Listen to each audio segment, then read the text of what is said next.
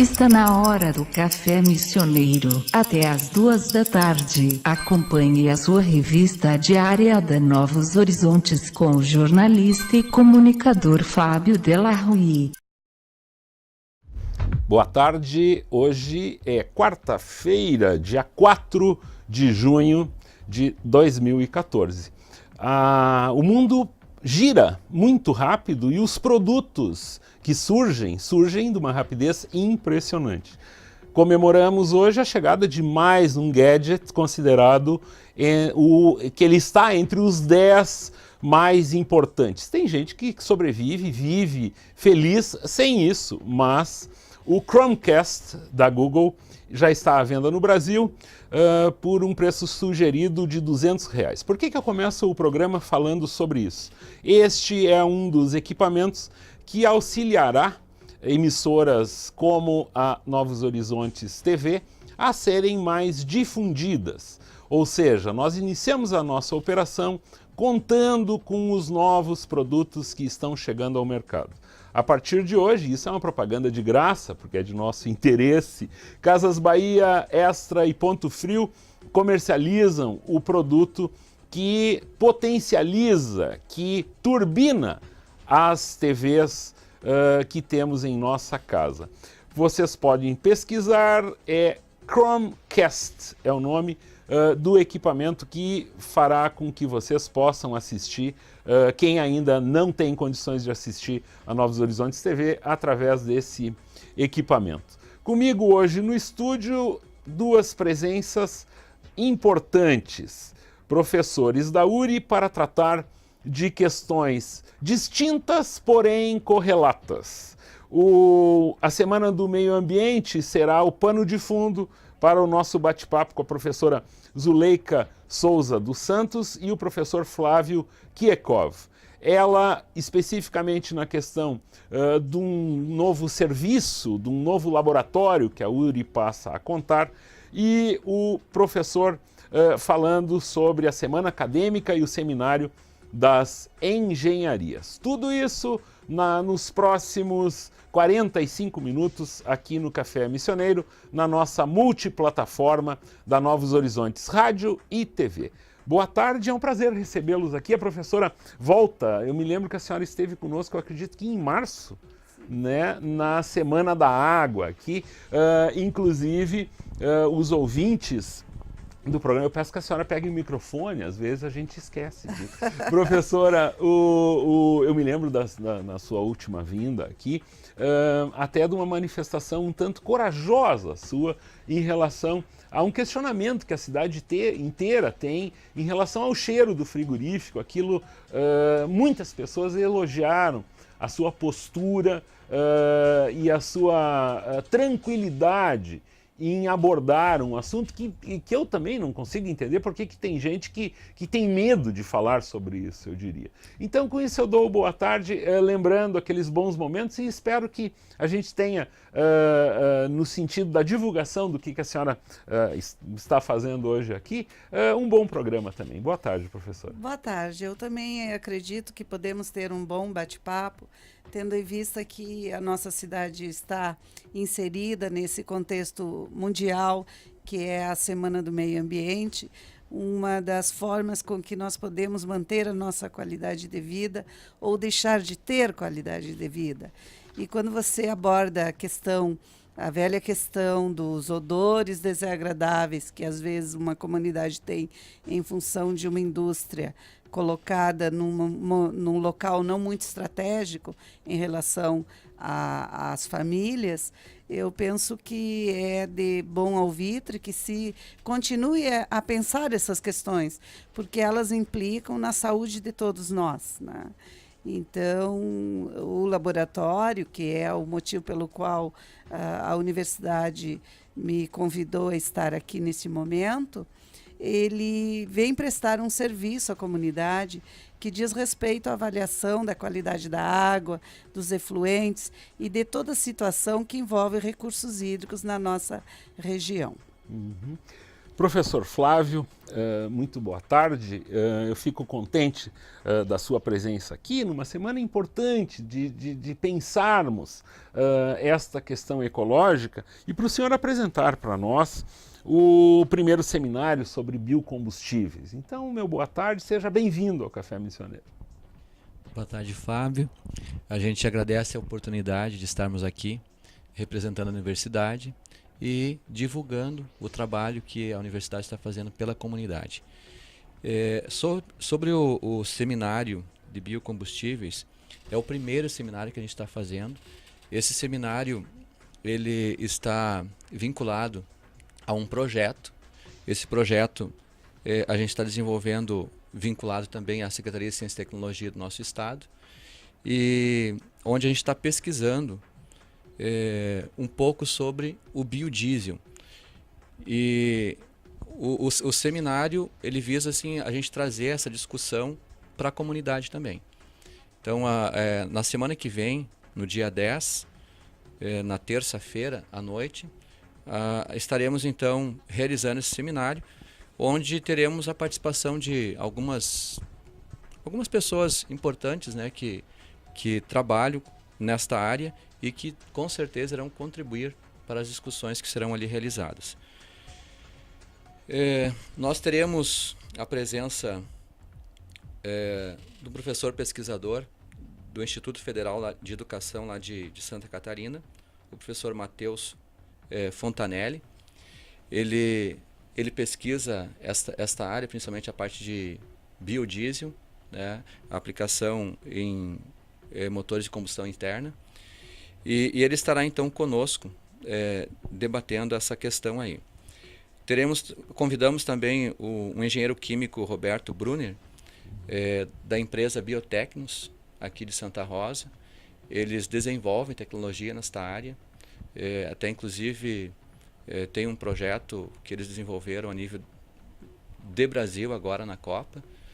E eles estarão então participando também desse evento, não somente como uma empresa que desenvolve, né, que pesquisa essa área de biodiesel, mas também a gente está procurando até inclusive estabelecer parcerias, né, para a gente continuar o projeto e também se envolver nesse projeto que eles já têm em Santa Rosa, né, que é o aproveitamento do óleo de cozinha, que eles chamam de óleo frito, né? Sim. Que eles já trabalham isso, a prefeitura trabalha isso,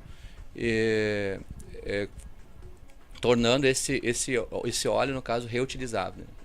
Então é um projeto bem interessante que eles têm na comunidade e que a gente com certeza gostaria de estar participando, né?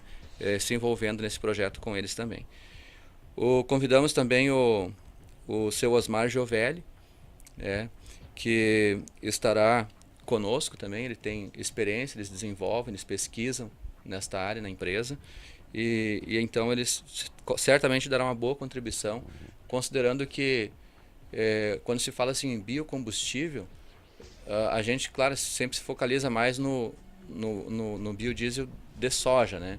Mas existem outras plantas, né, que fornecem o óleo e pode ser um óleo talvez com melhor até condição, melhor desempenho em termos de combustão interna, né, em motores, do que o próprio soja. Mas então ele vai participar desse evento e vai ser bem importante a participação dele. O professor Marcelo também da nossa universidade aqui, que é da área da química, né, que a professora Zuleika também está aqui representando, ele fará parte do debate também. E o professor Flávio Zancanaro, que é o professor que nós temos no nosso departamento, que pesquisa especificamente a parte de motores. Ele está inclusive desenvolvendo a sua tese de doutorado nesta área, e ele então vai fazer toda a parte dos testes, né, do biodiesel em motor diesel. Então a gente tem toda uma estrutura já montada em termos de laboratório, e tudo isso a gente vai poder trazer para a comunidade nesse seminário. Então a gente aproveita aqui para convidar, né, a comunidade a fazer parte desse seminário. Trata-se de um evento gratuito, mas muito mais do que isso, ele representa efetivamente uma preocupação em substituir essas fontes tradicionais, esses combustíveis tradicionais, né? A gente sabe que em determinadas cidades brasileiras já surgiram inclusive legislações nesse sentido, que estão evoluindo nisso, né? Pelo menos a questão do biocombustível se fala dele há, digamos, 35, 40 anos aí, né? A gente tem algumas experiências, o Brasil se tornou referência mundial na questão do etanol, enfim, mas o diesel, o nosso país é movido a diesel, dá para se dizer disso, né? A gente segue, em seguida a gente terá mais detalhes sobre isso. Professor, aproveitando, ele vendeu o peixe dele agora. O que a senhora nos apresenta? Sabe-se que no final do ano passado, na virada do ano, os laboratórios de química receberam investimentos lá na URI, preparando esse momento do lançamento desse novo laboratório, desse novo serviço, efetivamente. Eu queria que a senhora explicasse para nós essa evolução aí e, efetivamente, do que se trata este laboratório de análise de águas. Na verdade, nós temos um laboratório que já existia, né, já prestou serviço.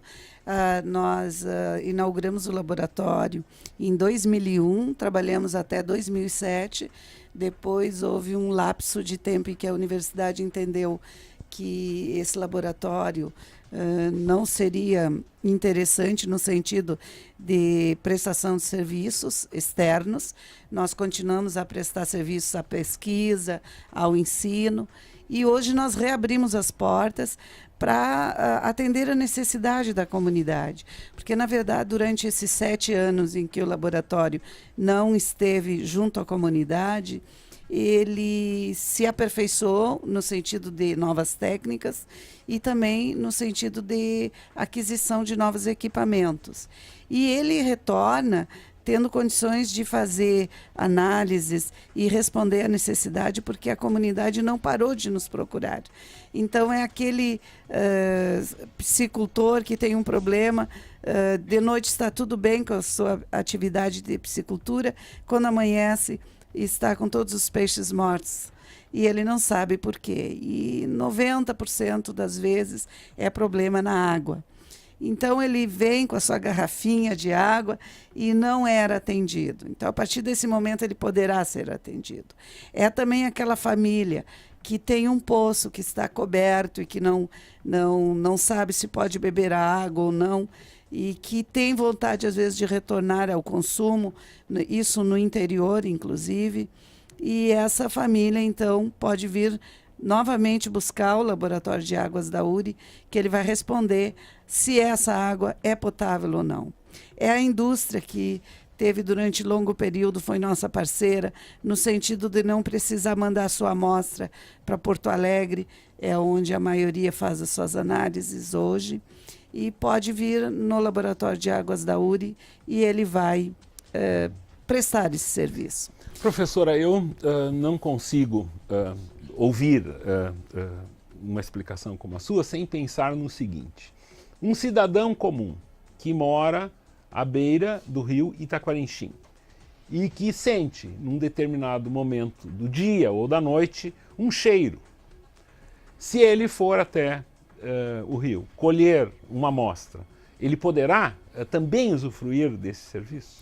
Sim, ele na verdade pode, porque a universidade, esse serviço é um serviço que é remunerado, ele pagará por essa amostra, mas ele poderá ter a resposta, dependendo das curiosidades que ele tem em torno desse rio, ele poderá ter a sua resposta.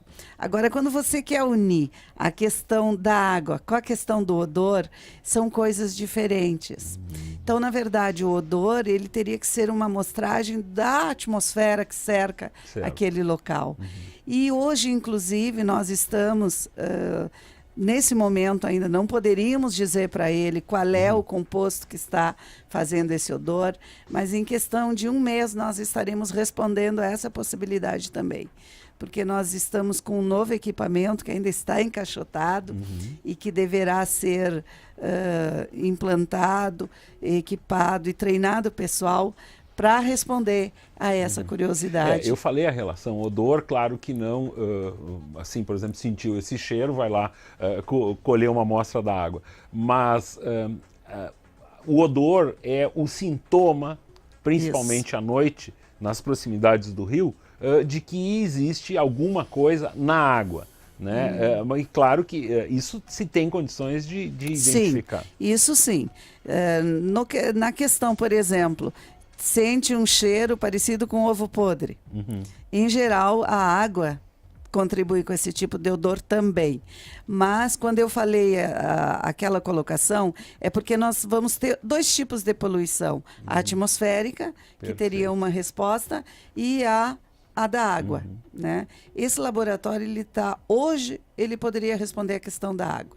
Em questão de 1 mês, 1 mês e meio, ele vai responder, inclusive, a questão da atmosfera. Então, eu acho que é um ganho. De que forma, claro que a gente está falando de água, mas a curiosidade, ela desperta mais esse questionamento. De que forma esse laboratório que está vindo aí poderá, como que é feita a coleta efetivamente desse... Por exemplo, a coleta feita pelo laboratório, ela vai levar frascos perfeitamente higienizados para não ter nenhuma contaminação e vai fazer a coleta. Normalmente a coleta é feita de forma que a pessoa introduz o braço, por exemplo, se é um curso d'água natural, ela introduz o antebraço, então até chegar ao cotovelo, mais ou menos, e ela vai fazer uma coleta de água, colocando a boca do frasco virado para onde o rio está correndo. E aí ela vira dentro da água, tira da água e põe a tampa. A partir desse momento, ela tem uma amostra representativa do instante em que ela fez a coleta. Então, isso é importante, porque isso faz com que qualquer pessoa possa fazer a sua coleta. Muito bem. Eu tinha certeza que a professora Zuleika não ia me deixar na mão e ia trazer uma novidade para nós, que imediatamente aqui, com 2 jornalistas que nos acompanham aqui, certamente, quando a senhora sair do Café Missioneiro, a senhora terá que responder outras perguntas para estes jornalistas aqui. Nós vamos a um breve intervalo e, em seguida, o Café Missioneiro estará de volta. A melhor rádio do seu rádio. Novos Horizontes. Estamos de volta. O tricô corre solto aqui no intervalo do Café Missioneiro. Pois, voltando ao professor Flávio, vocês podem conversar entre si também, não há problema aqui. Não há proibição. Não há proibição. A senhora só tem que falar no microfone, professor. Pois, professor Flávio, o seminário esse de biocombustíveis que acontece na semana que vem, 2 dias antes da Copa, na terça-feira, dia 10, é um evento gratuito no prédio 13 da URI, ele começa no comecinho da noite, às 7h15 da noite começa esse evento. Eu leio aqui no material de distribuição que ele faz parte do programa de apoio aos polos tecnológicos da CIT do estado do Rio Grande do Sul. Eu fui dar uma pesquisada, é a Secretaria de Ciência, Inovação e Desenvolvimento Tecnológico que está por trás disso. E este programa, ele começou lá no longínquo 1989 para estimular a integração entre a universidade e os centros de pesquisa com o setor produtivo. Nesse sentido, eu noto que os convidados que estão vindo, que participarão disso, trazem um pouco da experiência das empresas para dentro da universidade. Claro que está também aí este grande objetivo de se discutir isso. Mas eu colocaria para o senhor, a questão dos biocombustíveis no país, ela poderia estar mais desenvolvida? E se a resposta sua for negativa, onde que se perdeu o fio da meada ou aonde que a gente encontrará o fio da meada disso, professor? Bom, Fábio, essa pergunta é um pouco difícil, né? Até o propósito exatamente de a gente trazer a discussão em seminário envolvendo empresas que produzem óleo, por exemplo, que nem a Jovelli, pesquisadores, né, e a própria universidade que está envolvida nesse processo, é uma forma exatamente de a gente discutir isso daí e encontrar respostas para essas questões. Porque aqui mesmo nós começamos, na verdade, o projeto, por exemplo, com a empresa Cameira, mas não é só a empresa Cameira. No momento, eles não estão produzindo o biodiesel de soja, porque economicamente não está viável. Então está mais em função do custo, né, da produção. Agora está mais fácil vender esse produto, né, do que produzir biodiesel. Então isso tem muito a ver então com políticas, né, que estão associadas aí com diretrizes do governo. É uma pena assim que no seminário eu não consegui trazer um profissional do governo. Nós entramos em contato com a Embrapa e a nossa intenção era exatamente trazer alguém da Embrapa para participar dessa discussão. Isso é uma característica. Semana passada nós conversávamos aqui de outro tema, que até não diz respeito a isso agora, mas é uma característica dos órgãos de fugirem do debate quando não lhes convém, né? Isso é uma característica muito clara, né? Que a gente tenta, por exemplo, contato com determinadas autarquias, determinadas empresas de capital misto e tal, e para se conseguir alguém que efetivamente dê as respostas que a gente busca, sempre existe uma burocracia nesse sentido, né? Sim, mas assim, voltando ao questionamento que tu fizeste, tecnicamente é possível a gente trabalhar, e a gente tem, digamos assim, conhecimento, né, está se desenvolvendo pesquisa para viabilizar essas questões. Existem algumas limitações ainda técnicas quanto a essa questão, mas eu vejo assim que as questões principais são principalmente a vontade, né, do governo, de repente, de incentivar realmente esta área aí para que ela possa se fixar, assim como se fixou, por exemplo, a questão do etanol, né, que a gente é uma referência hoje, né, mundialmente, a questão do uso do etanol, mas a questão do biodiesel de soja ou de outras plantas ainda a gente precisa avançar um pouco mais.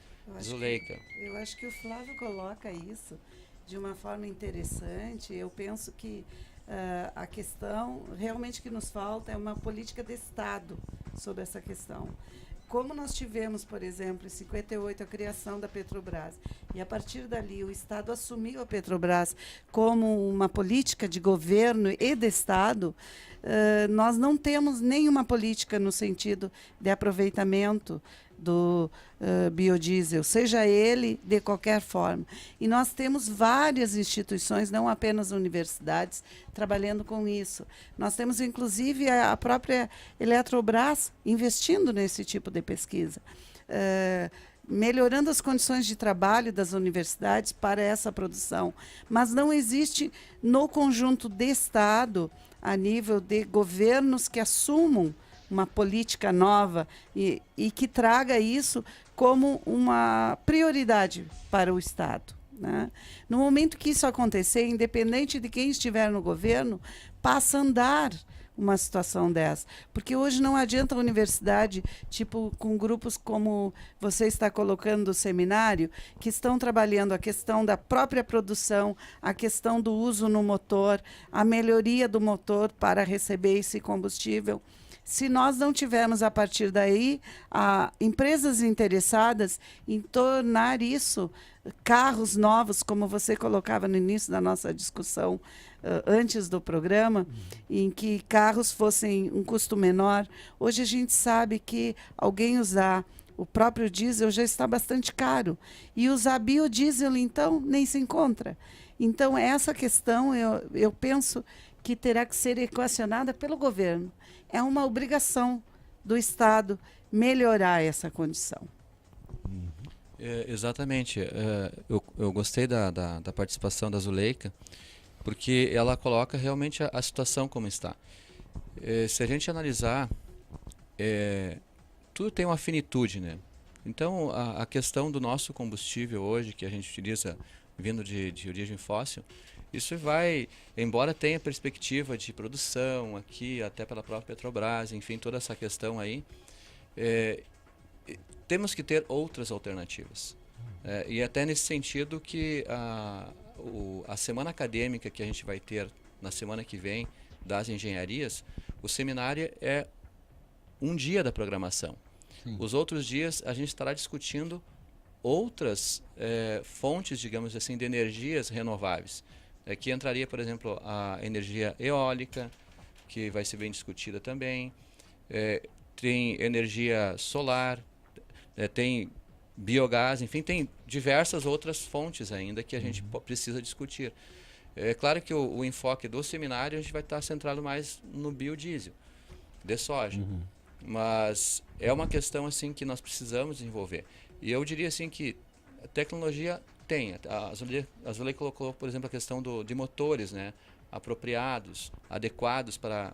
É tudo uma questão de direcionamento, eu acho que é político. A mídia brasileira, ela acaba por pensar alguns exemplos nesse sentido, digamos, do desenvolvimento dos motores. Então a gente fica sabendo que determinada marca está lançando no mercado europeu ou norte-americano um veículo híbrido ou um veículo, enfim, que funciona com parte em eletricidade, todas essas questões, né?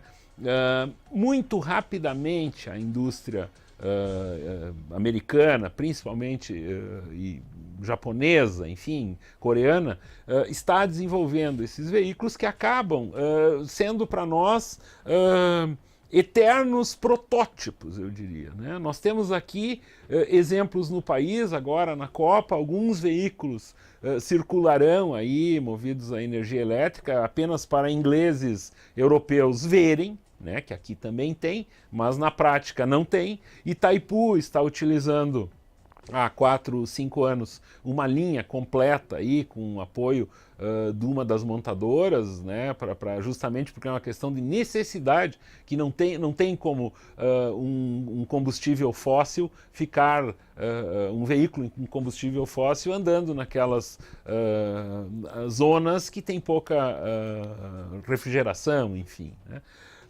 O que a gente observa é um veículo que custa no mercado externo menos da metade do preço e os cidadãos já podem adquirir esse veículo. Aqui no Brasil são raras as exceções aí, com um preço astronômico que ninguém quer comprar. O governo não incentiva efetivamente a produção ou a pesquisa, né? Porque também dá para se pensar, teria como se engenheiros brasileiros teriam condições de tratarem disso se fossem incentivados e pagos para tanto, né? Então a gente tem essa distância, como em diversas outras áreas, né? E isso, para o jornalista, a gente acaba tendo que lamentar de observar que, por exemplo, eu vi no final de semana um veículo novo produzido por uma marca alemã com resultados impressionantes, seja em desempenho ou em economia, com 2 motores, né? E aí nós ficamos aí, como diria o velho presidente Collor, com nossas carroças, né? Mesmo que elas tenham se modernizado um pouco, né? Continua sendo assim, né? Eu acho que o que você coloca é muito importante, a questão assim que o país, na verdade, embora tenha inteligências formidáveis nesse país, pessoas com uma dinâmica de trabalho, com uma capacitação técnica fantástica, que às vezes vai para o exterior trabalhar, muito bem pago, e quando no seu país não tem condições de produção. Então, realmente, é toda uma política, inclusive, que envolva os recursos humanos, né? Que valorize, que dê condições de trabalho. grandes, não apenas nas grandes universidades, mas em pequenas universidades. Nós temos potenciais produtores desse conhecimento e não são aproveitados, né? Então, eu penso que você coloca muito bem a questão de que nós continuamos ainda naquela visão que o de fora é melhor e que nós só acabamos vendo o que se produz fora e não estamos internamente com uma capacitação para isso, né? Fábio, assim, só para contribuir um pouquinho com a discussão, existem competições, inclusive, nacionais entre universidades, tem diferentes tipos de competições e modalidades aí, nesta linha de desenvolvimento. E uma, por exemplo, envolve desenvolvimento de motores econômicos. E tem universidades que já fizeram e demonstraram, através desse tipo de articulação nacional, né, entre as próprias universidades, né, motores extremamente econômicos, com formas, né, de usar recursos renováveis, geralmente, mas fica restrito, digamos, nesse campo aí, na academia. Né? Então é uma questão bem interessante, o que a gente está discutindo aí, porque... Mas dá para se imaginar que o lobby de uma marca internacional dessas lá em cima no Congresso deva ser bem superior ao lobby de professores universitários abnegados até e que sonham em levar adiante seus projetos, né? Isso é uma coisa que parece ser claro. Né? Enquanto no exterior os olheiros não funcionam só para futebol, funcionam para ciência também, aqui no Brasil não existe isso. Então aqui nós não temos aqueles profissionais que vão nos diferentes locais onde existe produção do conhecimento, buscar o que está sendo feito e ver se há aproveitamento. Aqui no nosso país isso não existe, não é uma prática. Então nós acabamos perdendo potenciais e melhorias que o país poderia ter. E eu fico muito triste por isso, porque eu acredito e vejo a inteligência que o brasileiro tem. E quando eu olho os jovens, como esses dois que estão aí na frente, eu vejo capacidade, eu vejo todo um potencial que o país não aproveita. E é uma pena. Pois a proposta no próximo bloco é a seguinte: acertar faz a diferença? Eu pergunto para vocês e vocês entenderão do que eu estou falando. Eu continuo em seguida o bate-papo com a professora Zuleika Souza dos Santos e do professor Flávio Kiekov, aqui no Café Missioneiro. A gente já volta. Comunicador Fábio Della Rui. Encaminhamos o final do Café Missioneiro desta quarta-feira com a participação da professora Zuleika Souza dos Santos e do professor Flávio Kiekov. O nosso assunto agora é o vestibular de inverno da URI, cujas inscrições tiveram início na segunda-feira. Muito sugestiva, no meu entender, a frase, o slogan desse vestibular dessa temporada de inverno: acertar faz a diferença. E então o professor Flávio nos apresenta isso neste final do café. Muito bem. Eu também achei bem sugestivo, acertar faz a diferença. E aqui estamos para exatamente divulgar, né, para a comunidade o nosso vestibular de inverno. Nós estamos tendo alguns cursos que são tradicionais, que estão sendo oferecidos agora no inverno, e tem curso novo também que está sendo oferecido. Os cursos basicamente são o curso de Direito, né, Engenharia Civil, no noturno, Administração e a Engenharia Mecânica, que está sendo lançado agora neste vestibular, o curso noturno também. E os demais são complementação, tem Ciência da Computação, Educação Física, Sistemas de Informação e Teologia. Tem vagas complementares que poderão ser ocupadas através deste ingresso no inverno. Então a novidade é basicamente aí a Engenharia Mecânica, que está sendo lançada à noite. Isso facilita muito a vida do estudante que trabalha e tal, né? Isso é sem sombra de dúvida, e são 42 vagas, né, serem preenchidas. Na verdade, Fábio, essa questão do vestibular oferecido principalmente no curso noturno da engenharia mecânica, é uma demanda de tempo já.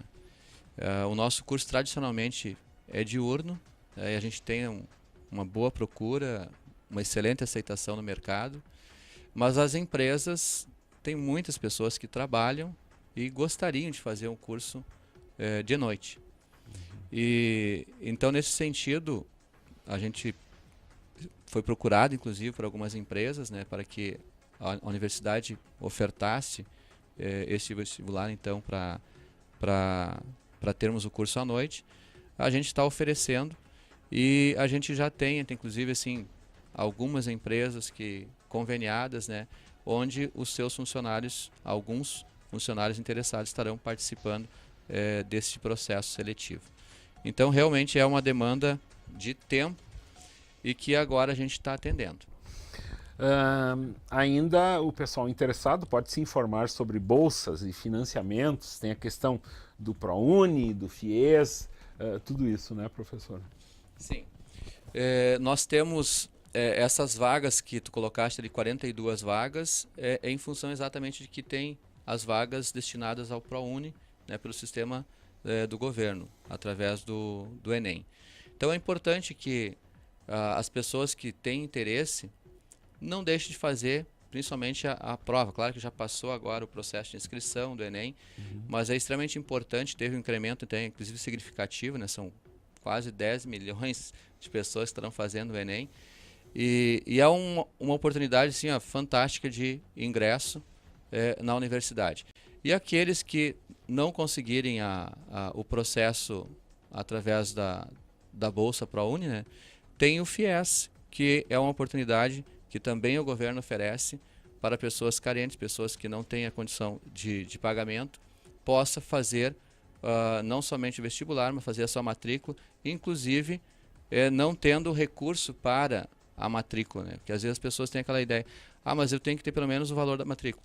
Não, até isso o governo reembolsa, né, no momento que for aprovado o crédito. As inscrições para o vestibular da URI, elas podem ser feitas nos próximos 20 dias. Hoje é dia 4 até o dia 24. E a prova ocorre no domingo, dia 29 de junho, às 9 da manhã.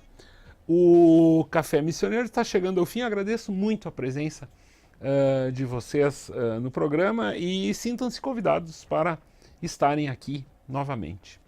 Muito bem? Eu agradeço a oportunidade, porque penso que é sempre bom estar aqui. Você nos faz pensar sobre coisas que às vezes a gente não se dá conta, que a comunidade precisa, digamos, de informações. E essa possibilidade de estar aqui, de se comunicar com a comunidade é muito bom. E sei que o seu programa é bem ouvido. E assistido agora também. Melhor, né? Assistido. Então a imagem sempre ela também auxilia, né? Então muito obrigada pela oportunidade e continue sendo essa pessoa boa leitora e que procura levar à comunidade novas ideias. Obrigada. Muito obrigado, eu que agradeço. Vivian Ferraz assume a Novos Horizontes 104.7 MHz no FM e o Sérgio Luiz Toneto comanda a tarde de videoclipes da Novos Horizontes TV. Chama a atenção para a exibição novamente hoje às 19 horas, Serginho? 20 horas do Experimenta, que é o programa com as novas bandas que a Vivian apresenta no rádio e na TV. Boa tarde e seguimos. Até amanhã com o programa com as minhas amigas, aqui falando assuntos de mulheres que dizem respeito aos homens. Boa tarde e até amanhã. A melhor rádio do seu rádio. Novos Horizontes. FM.